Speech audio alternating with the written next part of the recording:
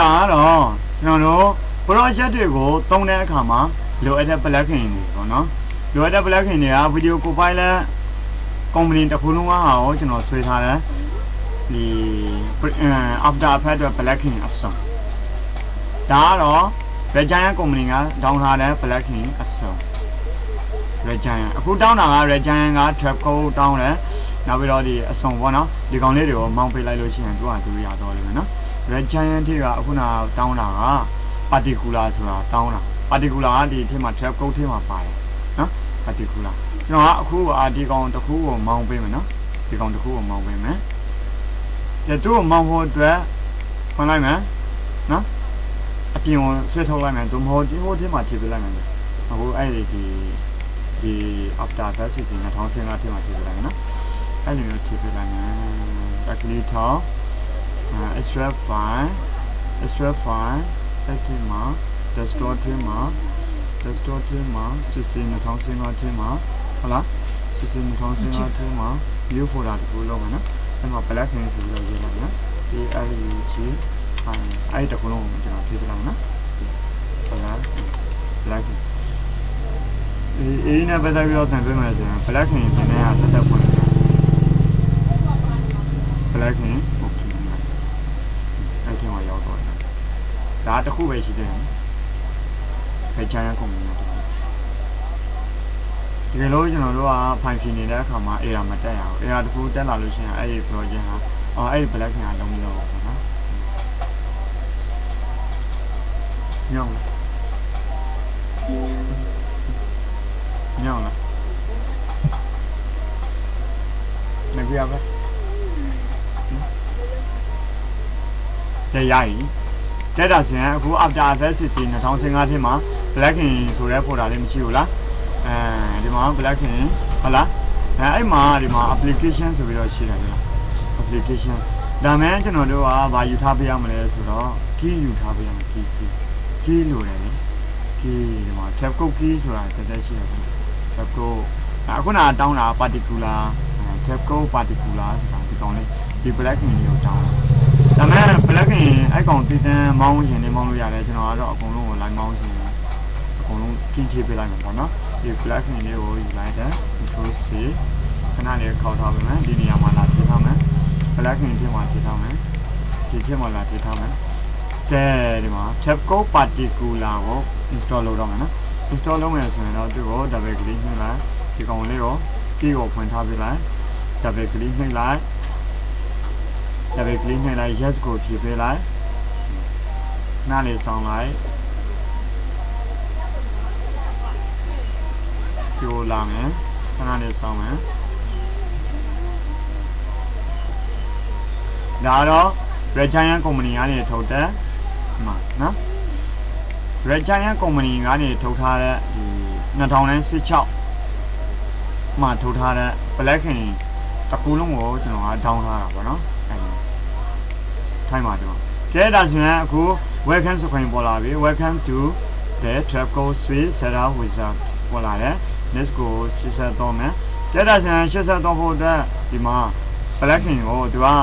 ရက်30ပဲပေးတယ်ပေါ့နော်အဲ့နေရာမှာ trial ပဲပြင်တယ်တွေ့လား trial အခုတော့ကွန်ပျူတာထဲမှာ install လုပ်ရင်လည်း trial ပဲပေါ်နေတယ်ဒီလိုမျိုး trial ဆိုတာစမ်းသုံးတာပေါ့အဲ့ကောင်မှာကျွန်တော်တို့က full version ဖြစ်ဖို့အတွက် tab code ထောင်ဆိုတဲ့ plugin လေးကိုတစ်ခုချင်းကိုအသုံးပြုရှင်နေပြန်လေးရတယ်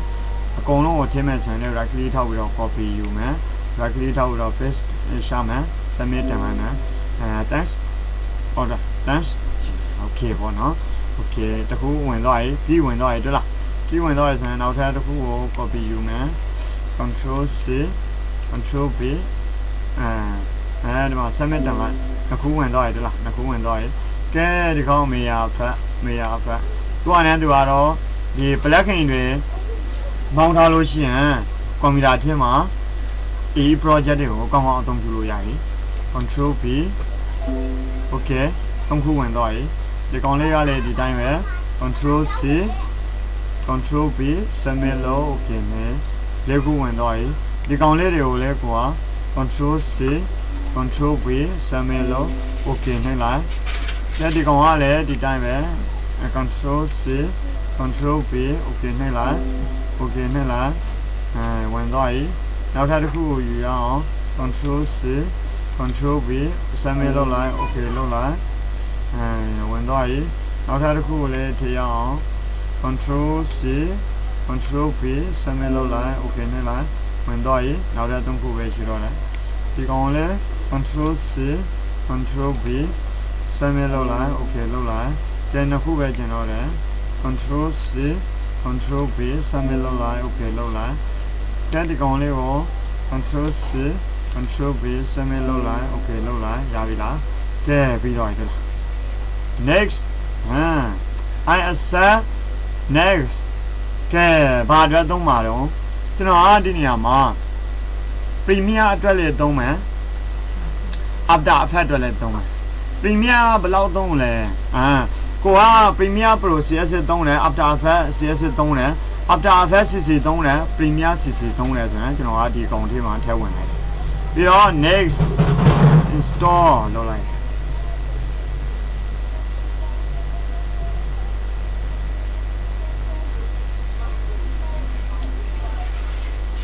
Please wait while set up install tab goes on your computer.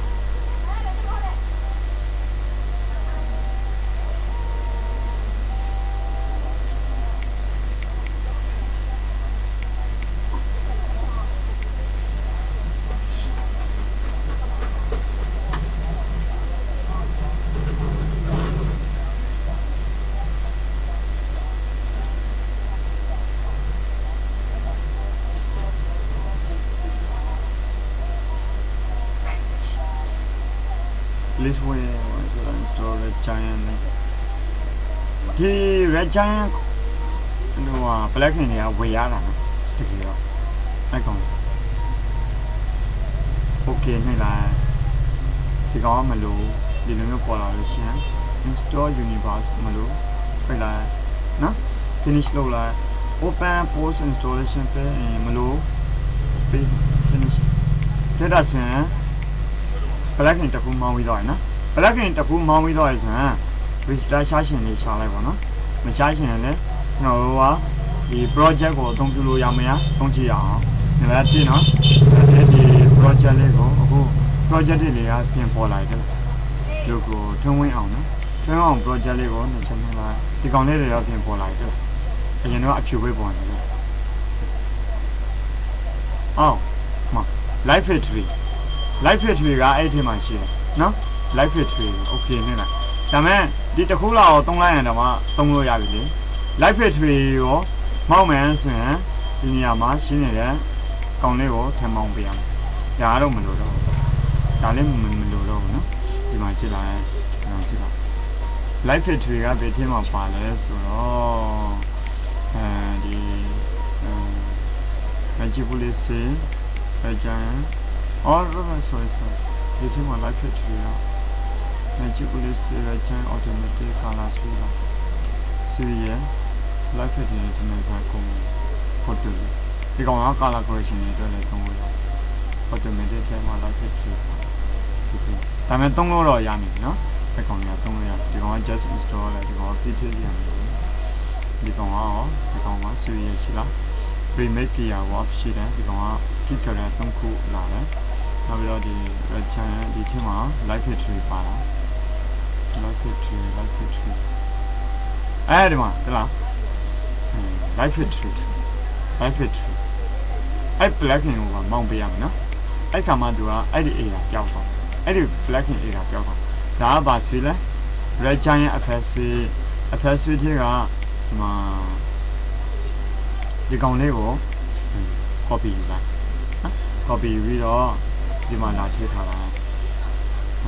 plugin ဒီမှာလာထည့်ထားတာနော် plugin ဒီမှာလာထည့်ထားပြေချောင်းဒါတို့ကိုဖြည့်လိုက်ပါနော် display ရနဲ့ဖြည့်ထားအဲ့ဒါ FS ပေါ်လာနော်ဒီမှာ FS ဟုတ်လား FS ဟုတ်လား FS ဒီကောင်ကတော့လောလောဆယ်ထားပေးလိုက်တော့နော်ပြီးတော့ FS ထဲမှာပါလို့လဲ FS ထဲမှာပါလို့လဲဟောလို့လားဟောကီလိုတာဟောကီရှိမှကျွန်တော်တို့ကသုံးရတာကဲ ကဲဒါဆိုရင် FSC ရောသုံးမယ်အဲ့ဆိုရင်အဲ့ project ဟာမတောင်းတော့ဘူးနော်ကြည့်တာနော်ဘယ်လောက်ထိလှပလာမလဲဆိုတာကဲဒါဆိုရင် FSC ကို double click နှိပ်လိုက်yes ကိုဖြည့်ပေးလိုက်နောက်ဒီမှာ next ကိုတော်လိုက်တွေ့လားဒီမှာပါလဲဒီမှာ live factory မပါဘူးလားတွေ့လား live factory အဲ့ဒီ project ကိုသူကတောင်းလာအဲ့ဒီကောင်ရှိမှဒီ project သုံးလို့ရမယ်ဘာညာပေါ့နော်အဲ့ဒီမျိုးတောင်းတယ်ပြီးတော့အဲ့မှာ FSC မှာသူ့ကိုဟိုလှုပ်ထားလိုက်တယ်ဟိုမှာဖွင့်ထားပေးလိုက်တယ်ပြီးရင်ဒီနေရာမှာဖြည့်လို့ရပြီပေါ့ဒီမှာအခုဆိုရင် trial ပဲတွေ့လားအကုန်လုံး trial နော် trial ဆိုတာရပောင်း30ပဲ3ခိုင်းတာကိုစမ်း3ခိုင်းတယ်ကျန်ရတော့ဝယ်ပေါ့အဲ့လိုသဘောမျိုးကိုပြောတာပေါ့နော်thanks okay ရတော့ရေးတယ်ဒီမှာကြည့်ရတော့ရတော့composite wizard နောက်ပြီးတော့ control C control B next okay နောက်ထပ်တစ်ခုပြပေးတော့လိုက်တော့တော်ပြီနှစ်ခုပဲလောရတယ် next တော်လို့မရဘူးเนาะ image long control C control B စမ်းမဲ့လောokay နေလားသုံးခုရတော့ရင် live factory သုံးပြီးနှစ်ခုမှတစ်ခုထည့်ပေးလိုက်ကိုအဆင်ပြေတဲ့ဟာထည့်ပေးလိုက်စမ်းမဲ့လောလား dance လားရရပေါ့နော် live factory ရတော့ရင် no live factory photo တဲ့ကဲ color correction ခွိုင်းနေတယ်စမ်းမဲ့လောလား okay လောက်လာကဲ balance space နဲ့ control C control B စမ်းမဲ့လောလား okay လောက်လာကဲနောက်ထပ်တစ်ခု tsunami blackpink ဒီကောင်တွေကတကယ်သုံးဝင်တဲ့ကောင်တွေတကယ် action ဇာတ်ကားတွေပေါ့လေအနာကီ dash အနာကီစမ်းမဲ့လောက်လာ okay လောက်လာ2nit စမ်းမဲ့လောက်လာ okay လောက်လာ red giant walk စမ်းမဲ့control B okay ရပြီပိတ်လိုက်လို့ရပြီ next တော့လာဒီမှာတက်လာအကုန်လုံးဖုတ်ဖြစ်သွားပြီဒီမှာဖုတ်ဖြစ်သွားဒါ red giant ဘာ software မောင်းလာလဲ FSC ကိုမောင်းလာပေါ့နော် FSC အခုနကကျွန်တော်တို့မောင်းတော့လဲ blackpink ကပါလဲ trap code switch မတူဘူးနော် next နော် save next အဲဒီမှာဘာအတွက်လဲလဲကိုတုံးတဲ့ version ကိုထည့်ပေးလိုက်ပါနော် next install လက်ဆက်ချင်းပုံစံခွဲဆိုပြီးရှိတယ်ပုံစံခွဲဆိုတာဘယ်လိုမျိုးလဲဒီနည်းမဟုတ်ဘဲတခြားပုံစံတစ်မျိုးနဲ့ထည့်ရတဲ့ပုံရှိတယ်ဒီနည်းပဲတော့ကျွန်တော်တို့အနိုင်ချတဲ့ခန်းသားတွေကိုအများကြီးလေးလာပြီးမှဒီနည်းကိုအယူလိုက်တာ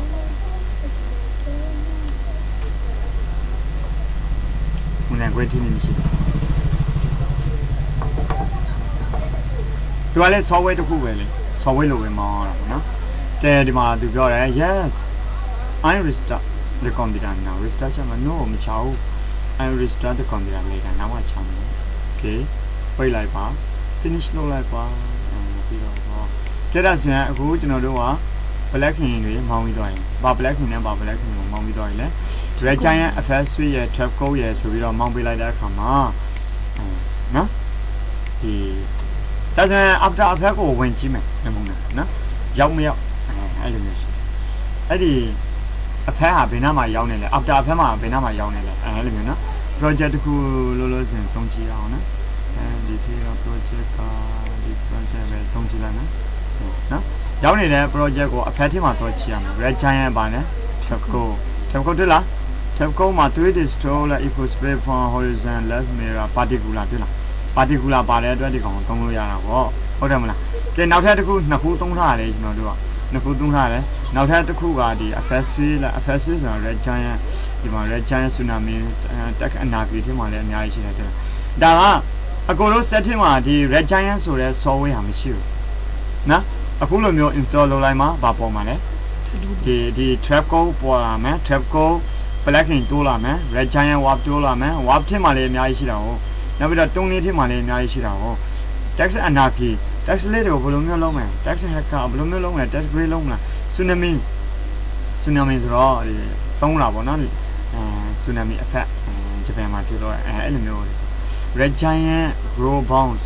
အဲ့လိုမျိုးရှိတယ်နော်ဒါကကျွန်တော်တို့ကဘာသုံးလိုက်တာလဲဘာမောင်းလိုက်တာလဲ plugin နှစ်ခုကိုမောင်းလိုက်တာ plugin နဲ့ရှိတ်သုံးတယ်ဒီ plugin လေးကိုမောင်းပြီးမှသူကပြောတာဒီ project ကိုအသုံးပြုလို့ရမယ်ဆိုတဲ့အကြောင်းရင်းပြောပြတာပေါ့နော်ဒါမဲ့ကျွန်တော်တို့က EE အတွက် plugin မောင်းလိုက်ပြီမယ် Adobe Premiere Pro CC အတွက်ရောမရောက်ဘူးလား Adobe Premiere Pro CC ကိုတော့ကြည့်အောင်ဘယ်နှမှာတော့ဝင်တွေ့ရပေါ့သူနဲ့တွေ့ရ အေးမှာမအောင်လို့ အေးကိုတက်ပြီမယ် Premiere မတက်လို့မရအောင် Premiere ပါ3တဲမှ3တဲမှပေါ့နော်ဒါတော့ license ပါအခုနောက်လိုမျိုးတောင်းနေပြီဟုတ်လားlicense Premiere နဲ့ accept ဝင်လာ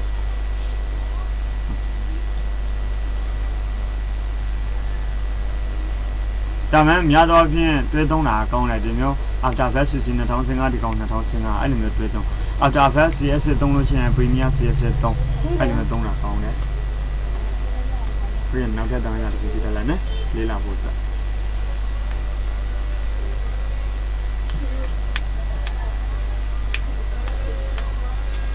ဒီတစ်ခုလောက်သုံးကြည့်အောင် project တစ်ခုလောက် MIDDC project တစ်ခုလောက်သုံးကြည့်တဲ့ခုနက plugin နှစ်ခုမောင်းလိုက်တာနော်ဒါတော့ဟို product ဟိုပါတော့လို့ဒီကျွန်တော်ကဒီ Premiere project မှာ product plugin သုံးထားတာဟုတ်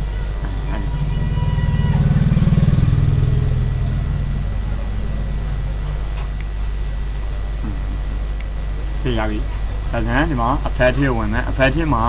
အခုနကကျွန်တော်မောင်းလိုက်တဲ့ effect ဟာဘယ်ထည့်ဝင်မလဲ video effect ထည့်မှာ tab code ဆိုတာရှိမယ် tab code တွေ့လား tab code tab code ထဲမှာ 3D story ရှိမယ် shine ရှိမယ် star glow ရှိမယ်တော့ red giant warp flow ပါလို့ရှိသေးတယ်ဒါတွေက Premiere မှာမပါဘူးကျွန်တော်တို့ plugin နဲ့ထည့်သုံးတာဒီ plugin တခုကို After Effects မှာသုံးတဲ့ပြီဆိုရင် Premiere မှာလေးသုံးတယ်အတူတူပဲကဲ red giant တုံးနေရှိမယ်red giant tsunami ရှိမယ်red giant text ခုတဲတော့ဘာတော့ font changer တော့ gradient တော့ gradient path တော့ဘာတော့ရှိတယ် no light factory ဆိုတော့လေဒီကောင်လေred giant ကပါတာဗောနော်ဒီကောင်လေးကဲဒါကတော့ဒီထင်းမှာဝင်တော့ဝင်လာတယ်ဒီမှာဝင်အခုနကဝင်ဒီမှာပဲနော်ဒီ red giant 1 2 3 4နော် no light factory လေးဒါလေး light factory ဆိုတာခုနကကျွန်တော်တို့ plugin သုံးတာဒါမှ Adobe Premiere မှာ EE ဒီ project တွေကိုသုံးမယ်ဆိုရင်ဒါရှိမှရမှာဒါလေအဲ့ကြောင့်မလို့သူကပေးတွေးတော့တာ哦ကဘာကျော် software တိုင်းဟာချွန်းချက်မရှိဘူးဒါလည်းကဘာကျော် software တစ်ခုတွင် Premiere ဆိုတာလည်းချွန်းချက်မရှိဘူးမသုံးတတ်တာပဲရှိမယ်ချွန်းချက်မရှိဘူးသူလည်းဒီမှာ After Effects project ကိုသုံးလို့ရတဲ့အတွက်ပဲသူရှိတ်ပေးထားတာပေါ့ရှိတ်ပေးထားရမယ် plugin လိုတယ်အဲ့ဒီ plugin က After Effects မှာပဲသုံးလို့ရတာမဟုတ်ဘူး Premiere အတွက်လည်းထုတ်ထားတယ်ဒီ company က Red Giant company ကအဲ့တိုင်းတော့တယ်မှာဒါဒီကောင်ရဲ့အဲ့ဒီကောင်ပေါ့ no light factory ရဲ့နောက် Red Giant ဒီကောင်လေးတွေက Trapco company ကနေထုတ်တယ်နော်ဒါကတော့ video effect ကဲ transition မှာဝင်လားမဝင်လားကြည့်အောင် transition မှာတော့မဝင်ဘူး effect ထဲမှာပဲဝင်နော်ဒီ video effect ထဲမှာပဲဝင်နော်ကဲဒါဆိုရင်အခုPremiere မှာ install လုပ်ရှင်နေဆိုရင်လည်းအခုနကကျွန်တော်လုပ်ထားတဲ့ install နည်းလမ်းအတိုင်းလုပ်အောင်ကျွန်တော်အခုနလုပ်ထားတဲ့ နည်းစနစ်အတိုင်းကို install လုပ်ပြရအောင်ဒါဆိုရင်ဒီ plugin ကမောင်းတဲ့တော့ရနော်ဒီနှစ်ခုမောင်းတဲ့